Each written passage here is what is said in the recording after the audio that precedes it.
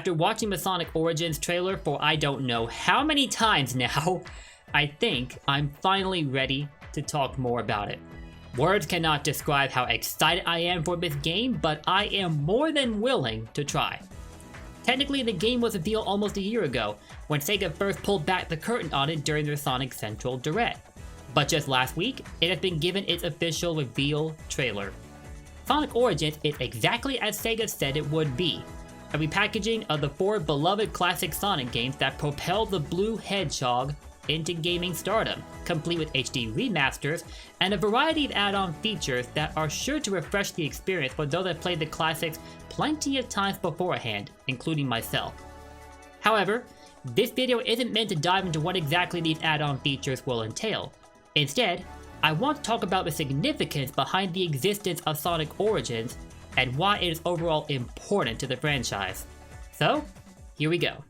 One thing that most people tend to forget is that communities change.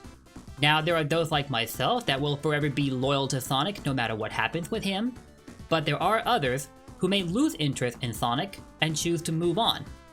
Those older fans will then be replaced by newer fans over time. Eventually, the same cycle will affect those newer fans in turn. Some may stick around, others will move on. It's inevitable. Because of this, there may well be some Sonic fans out there that have yet to experience the beginnings of Sonic for themselves. Those beginnings being in the Sega Genesis Classics or the Mega Drive Classics if you prefer to acknowledge them that way. But honestly, it may be quite easy to debunk this concern. For decades now, the Sonic Classics have been celebrated by both older and newer generations of Sonic fans, and heck, even non-Sonic fans, as some of the greatest games we could ever play. Takashi Iizuka himself admitted this back during an interview for Sonic's 30th anniversary, but he was quite taken aback by the positive reception to Sonic Mania. I don't think Sega was counting on the newer generation taking well to Sonic Mania because of how its design harkens back to the same design choices that were made for the 4 games being re-released in Sonic Origins. After all, a regular subject of debate in the community is a whole classic versus modern era, where one is considered to be better than the other. I take no side of this debate whatsoever, so if you were worried about clicking on this video only to hear a classic Sonic purist raging about how he's only good back during the early 90s, you don't need to worry about that. In fact, 66% of my top 3 favorite games for Sonic consist of modern titles, Sonic Adventure and Sonic Unleashed. So, we all good out here. We out here celebrating Sonic in multiple forms. Anyway, because of the subject of debate, Sega may not have been confident in Mania catering well to newer fans as much as it would to its older fans. But boy were they in for a surprise. Nearly everybody loved the living heck out of Sonic Mania. And deservedly so because of how great a game it is. So great that it got add-on content and even animation such as Sonic Mania Adventures, which I still go back and watch on occasion. It did so well that I think it deserves a sequel still, and unfortunately it doesn't look like we're going to get one, but for what it achieved already, it's more than enough. But before Sonic Mania happened, Sega was already doing their part in making sure that the classic games would continue to be enjoyed across each console generation, even if their efforts in doing so were ultimately minimal at best. These games would typically be ported without being given any sort of polish that would have refreshed the experience, at least up until the mobile remasters that were done for Sonic 1, Sonic 2, and Sonic CD by none other than the man himself, Christian Whitehead. You the man. But in the case of the last 10 years or so, the ratio re-releases was heavily skewed in favor of one half of the classic lineup, Sonic 1 and Sonic 2, over the other half, Sonic CD and Sonic 3 and Knuckles. Sonic CD's last known release was in 2011, but to be fair, it didn't need that many more releases since then, because for one, it used the updated version provided by Christian Whitehead, just as the mobile version did, and secondly, it was made readily available to a decent variety of platforms.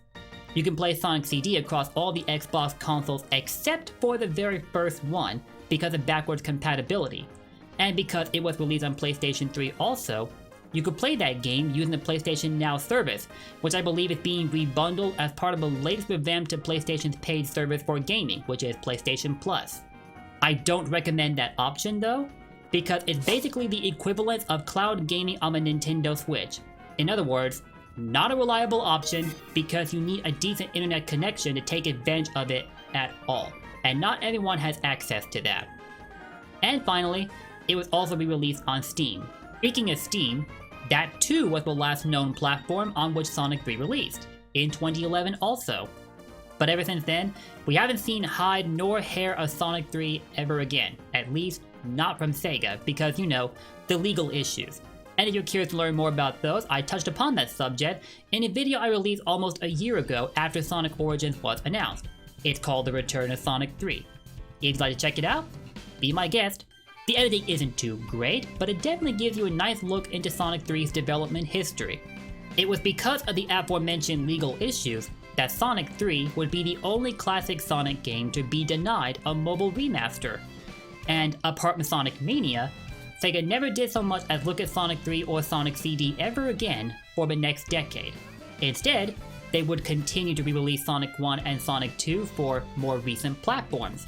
But in the case of the Sega Ages release for Sonic 1 and Sonic 2, they both got the drop dash that was introduced in Sonic Mania, which was quite ironic because that was initially a feature that was scrapped from Sonic 3 during development, and then about 25 years later it finally found its way out into the wild. Ever since being introduced to the drop dash, we could never imagine ourselves playing a classic game without it ever again, and honestly, can you blame anybody? So although it felt like a lost cause to continue hoping that Sonic 3 would get a remaster similar to what was done with the mobile remasters for its sibling titles, in a way, it felt like the game was living on through the existence of the drop dash. But for people like myself, this would not be nearly enough. I'd always felt that a major injustice was being done to the second half of the classic Sonic lineup, when both CD and 3 lent just as much to the beginnings of Sonic as 1 and 2 did. Actually, out of those 4 games, Sonic 3 is considered to be the peak of classic Sonic.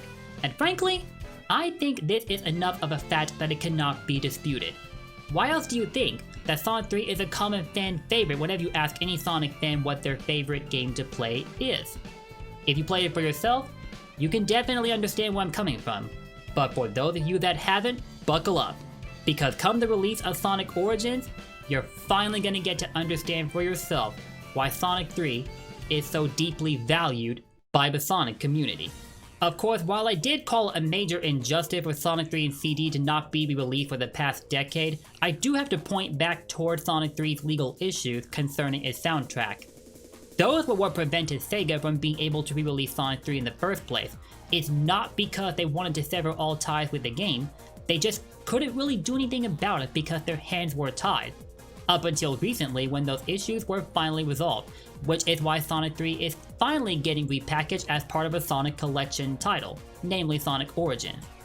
As for Sonic CD, well, I already said that it didn't need that many more re-releases after 2011, as it was in a pretty good place, so maybe no injustice was done towards it whatsoever.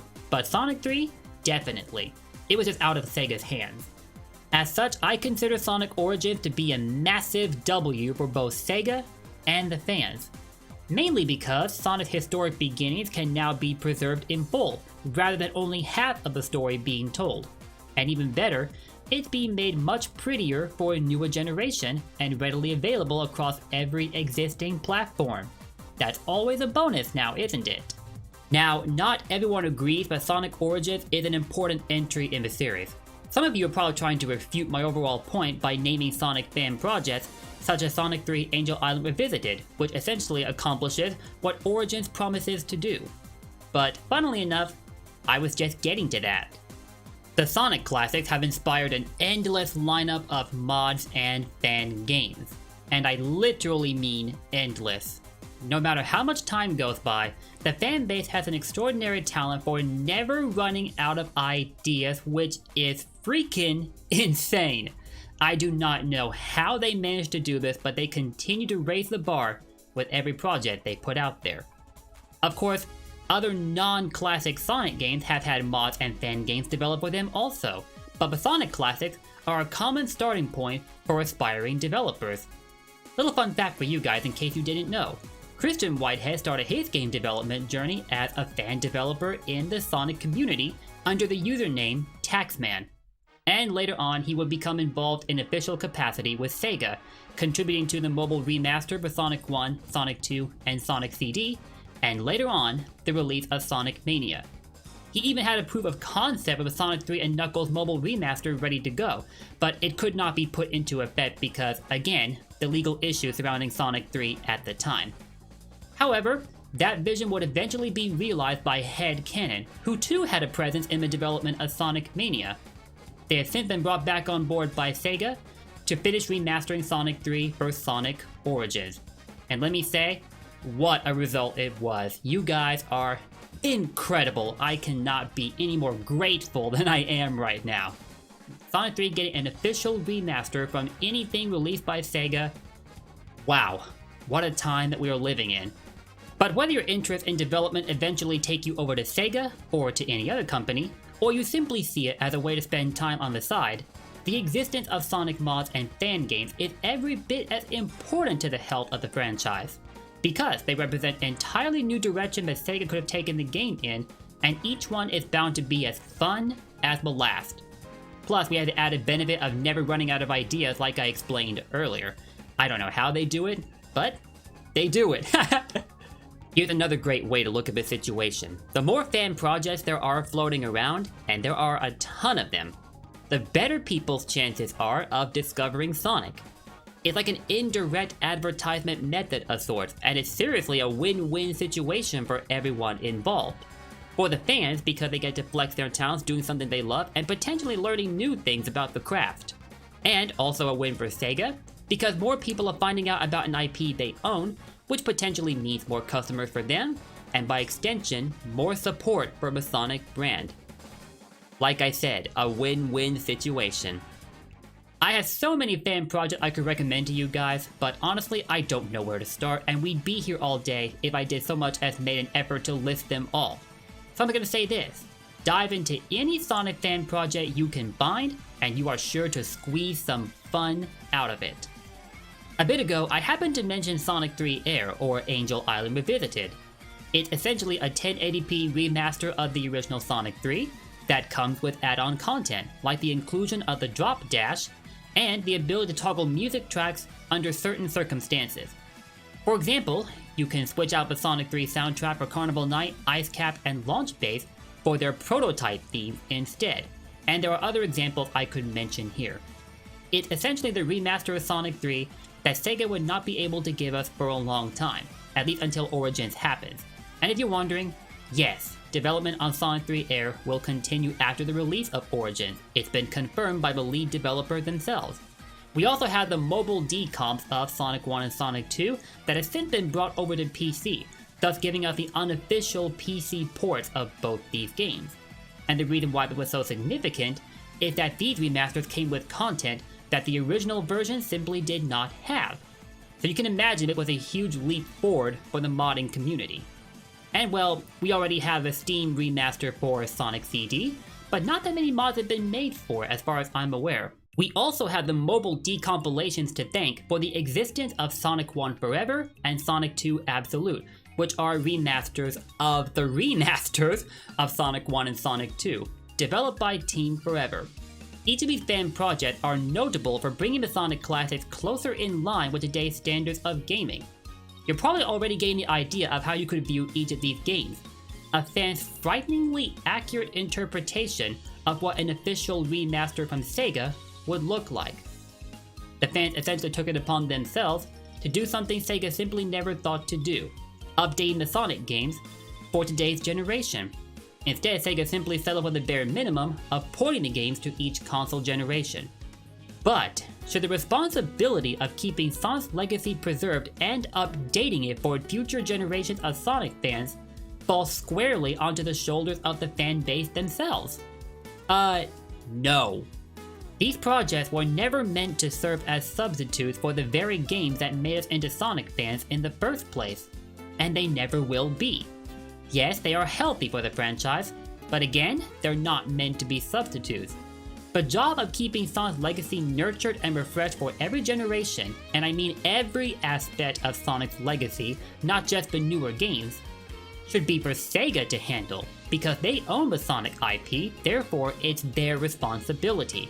It's not onto the fans to pick up the pieces for them. It's not my place to speak on behalf of anybody at all, but I can confidently say there will be people leaving comments on this video agreeing with me on what I'm saying on this subject so far. Why?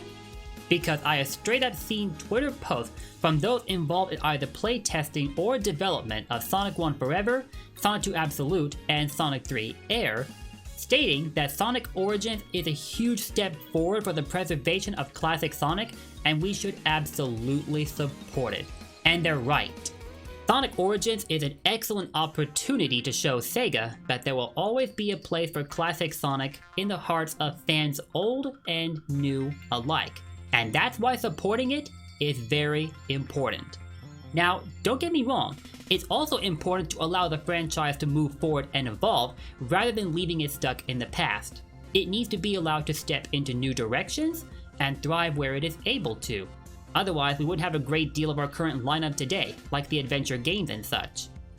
It's also important for fans to be able to look back at the history of Sonic, and making it more accessible to them by releasing Origins on current platforms will definitely be a huge step forward in that respect.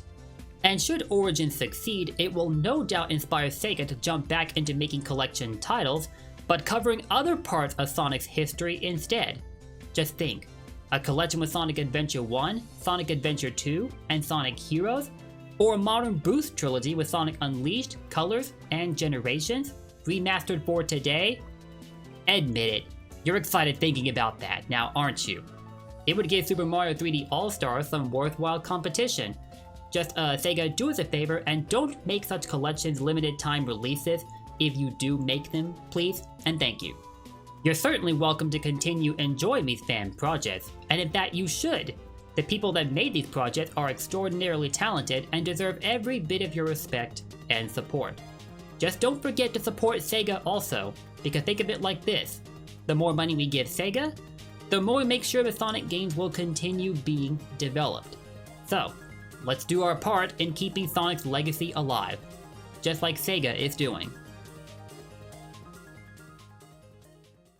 Okay, so this here is a last minute addition to the video that I had not anticipated making, but well, things do happen.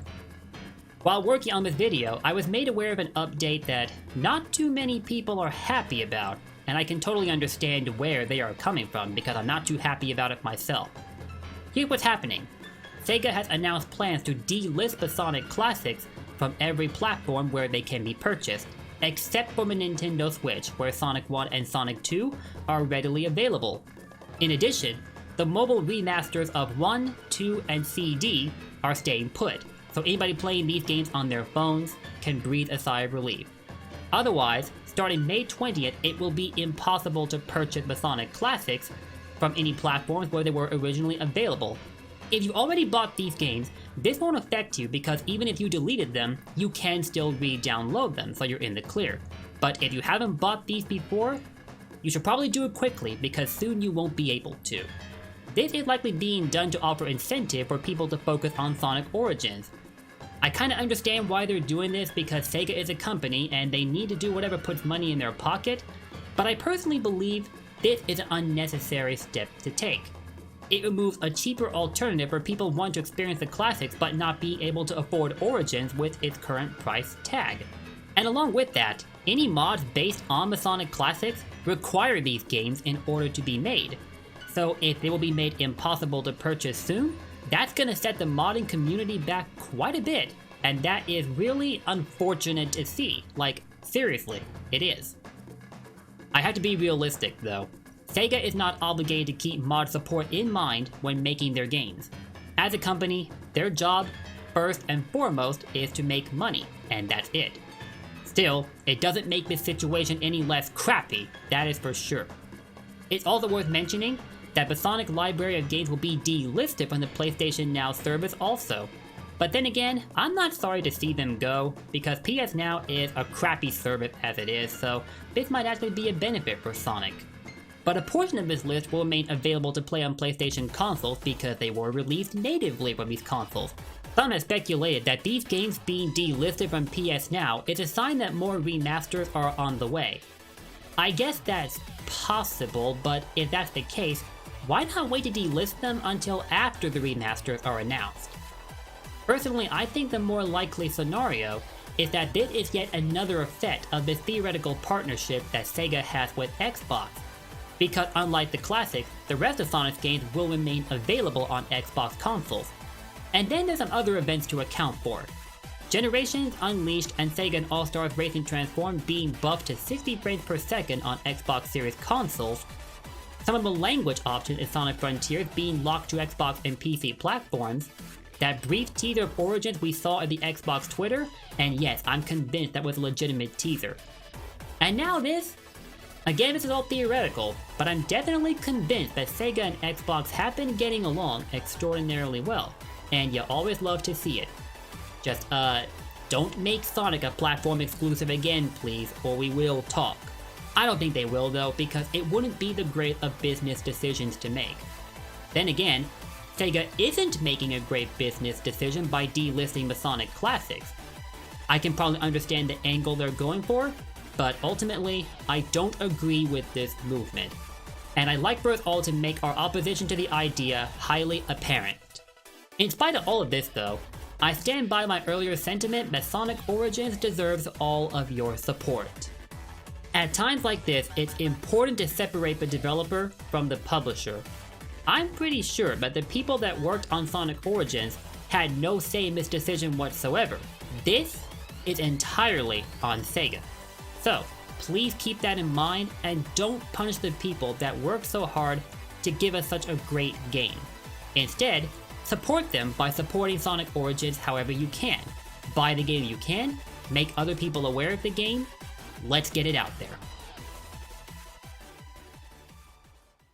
There's one final key point I'd like to bring up in this video, and it concerns the second Sonic movie. As I'm sure you guys know, it has been doing really well, man. It's been breaking records day after day. It's already become the highest grossing video game film of all time. Yes, I said of all time.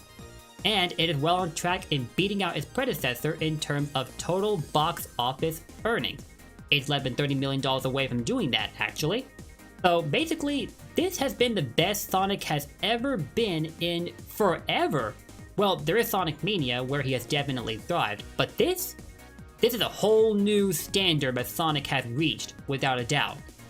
Because of that, we may have just gained ourselves an influx of new Sonic fans over the course of the past 3 weeks that the movie has been out in America, or 4 weeks in other regions because it released earlier.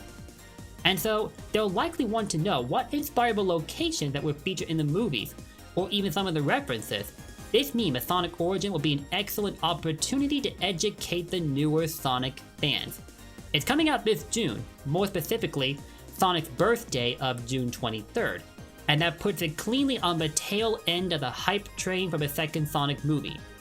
Everyone will be accustomed to it by now, and they'll be at a point where they'll likely want to learn more about the Blue Hedgehog.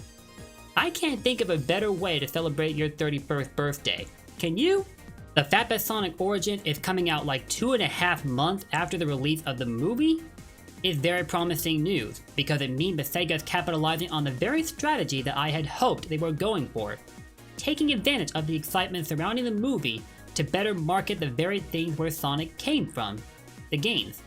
And the classics are an excellent place to start, because the movies are heavily inspired by the classics and another subset of the Sonic series, the adventure games. And for real, the level of interest in Origins is through the roof. Check this out. It's been a whole week since the Origins trailer went up, and it has already passed 2 freaking million views. Wow.